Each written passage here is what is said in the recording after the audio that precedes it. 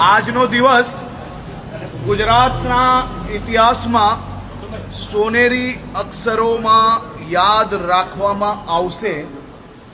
આજે ગુજરાતના લોકપ્રિય મુખ્યમંત્રી આદરણીય શ્રી ભૂપેન્દ્રભાઈ પટેલ ગુજરાતની સૌ બહેન દીકરી માતાઓ માટે એક સમાન નિયમ યુસીસી એ ગુજરાત વિધાનસભા ગૃહમાં મૂકવા જઈ રહ્યા છે।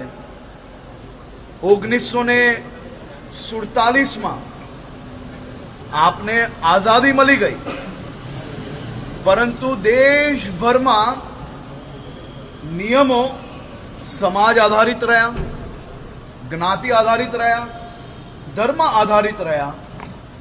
એનાથી સૌથી મોટું નુકસાન અગર કોઈને ગયું હોય તો દેશની દીકરીઓ, બહેનો અને માતાઓને ગયું છે। આજે ગુજરાતમાં મારી સૌ માતાઓ, બહેનો અને દીકરીઓ માટે એક સમાન નિયમો એ આવનારા દિવસોમાં આવી રહ્યા છે। યુસીસી એ દેશના તમામ લોકો માટે એક સરખા નિયમો, લગ્ન બાબતે હોય કે પછી દીવાની બાબતે હોય, આ બધા જ વિષયોમાં એક સમાન નિયમ યુસીસીના માધ્યમથી ગુજરાતમાં લાવવામાં આવશે। આજનો દિવસ એ ઐતિહાસિક છે। મારી આ બધી માતાઓ, બહેનો અને દીકરીઓ આજના દિવસની વર્ષોથી રાહ જોઈ રહી હતી। એ દિવસ, આ ઘડી આ સૌ બહેનો માટે ખૂબ મોટું રક્ષણ પુરવાર થવાનું છે।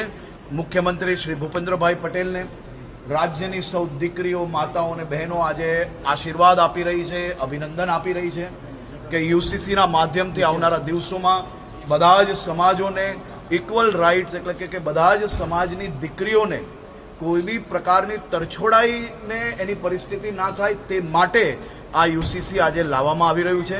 યુસીસી એ કોઈ એક ધર્મ માટે નથી, પરંતુ બધા જ ભારતીયો માટે એક સમાન છે।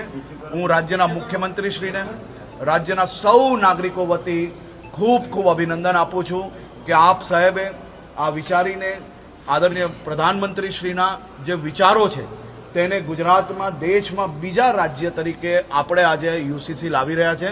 અને જરૂરથી બહુમતીથી, અને હું માનું છું ત્યાર સુધી રાજ્યની દીકરીઓ, રાજ્યની માતાઓ, રાજ્યની બહેનોની સુરક્ષાનો વિષય હોય, એમના હકનો વિષય હોય, ત્યારે બધા જ ચૂંટાયેલા પ્રતિનિધિઓ એમના વિસ્તારની બહેનો, માતાઓ અને દીકરીઓના હકમાં એક સમાન